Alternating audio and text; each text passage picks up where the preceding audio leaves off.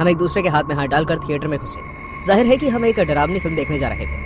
Lights बंद हो चुकी थी और लोगों ने अपनी अपनी जगह ले ली थी। अचानक मुझे लगा कि स्टेफ के चेहरे पर घबराहट थी। मैंने अभी अभी देखा कि स्क्रीन का मास्क पहने कोई हमारे पीछे बैठा है। ओ प्लीज, अब बच्चों की तरह मत बनो। तुम शायद डरी हुई हो, ठीक है? नहीं, सच में तुम्हारे पीछे एक आदमी है, उसने स्क्रीन का मास्क पहना हुआ है। पीछे मुड़कर देखो। क्या तुम मुझे डराने की कोशिश कर रही हो या फिर मेरे साथ कोई खेल खेल रही हो? मैं तुम्हारे साथ ऐसा नहीं कर सकती। ऐसा कहते हुए वो हंस पड़ी। वो मुझे पीछे देखने पर मजबूर नहीं कर पाई थी और उसने हार मान ली थी।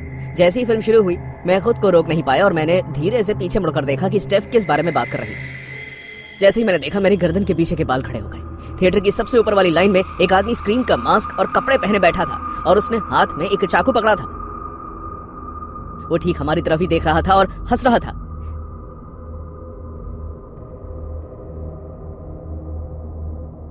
जैसे ही मैंने उसे देखा, मैं खुद को रोक नहीं पाया और मेरी हंसी निकल गई। मैं स्टेफ की तरफ मुड़ा और मैंने फुसफुसा कर कहा, ओह कम ऑन स्टेफ, वो बस एक बहरूपिया है, जैसे किसी फिल्म का कोई बहुत बड़ा फैन करता है।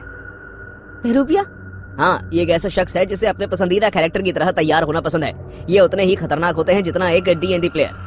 अचानक हमें पीछे से चीखने और चिल्लाने की आवाजें आने लगी। हम दोनों ने फौरन पीछे मुड़कर देखा तो खून से लथपथ एक लाश जमीन पर गिरी हुई थी और स्क्रीन के मास्क में वो आदमी हाथ में चाकू लिए उसके सामने खड़ा था। मैं अपनी कुर्सी से उछल गया और स्टेफ का हाथ पकड़ लिया और हम बाहर निकलने वाले रास्ते की तरफ भागे।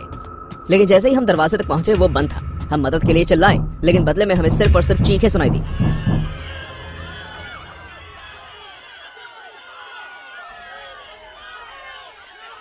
अचानक दरवाजा खुला, लेकिन वहां ऐसा कोई नहीं था जो हमारी मदद करने के लिए अंदर आ रहा हो। वो एक दूसरा आदमी था जिसने स्क्रीन का मास्क पहना हुआ था। हम वापस ऊपर की ओर भागे और हमने खुद को प्रोजेक्टर रूम में बंद कर लिया। ये सब क्या हो रहा है जॉनी? आखिर ये चल क्या रहा है? मुझे नहीं पता, बस इस कुर्सी को दरवाजे पर रखने में मेरी मदद करो। हमें दरवाजे को तोड़ने की कोशिश करते हुए जोर जोर से आवाजें आने लगी। वो आदमी जिसके हाथ में चाकू था अंदर आने में सफल हो चुका था और अब हम पर हमला करने के लिए तैयार था। अचानक एक नुकीले हथियार हवा में उड़ता हुआ दिखाई देने लगा और उसने स्टेफ का गला काट दिया। मैं चिल्लाते हुए उसकी तरफ भागा।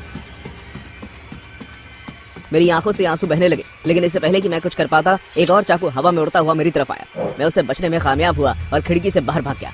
मैं आसपास पड़ी लाशों को नजरअंदाज करते हुए थिएटर से बाहर भागा। मेरा वहां से निकलना बहुत जरूरी था।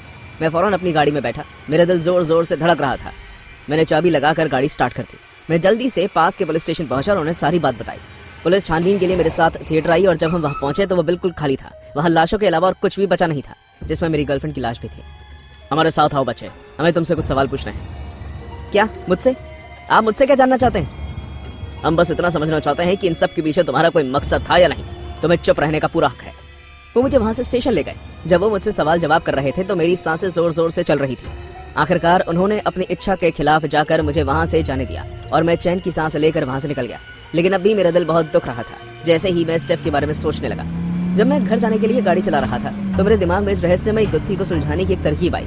Security camera. अगर कातिल कैमरे में आया है तो हमें इसमें इंसाफ मिल सकता है। हाँ, मैं उन्हें पकड़ सकता हूँ, मैं बदला ले सकता हूँ। मेरा दिल उत्साह से उछल पड़ा, लेकिन फिर वो फौरन दहशत में भी आ गया जैसे ही मैंने काले शीशों वाली गाड़ी अपने पीछे आते हुए देखी।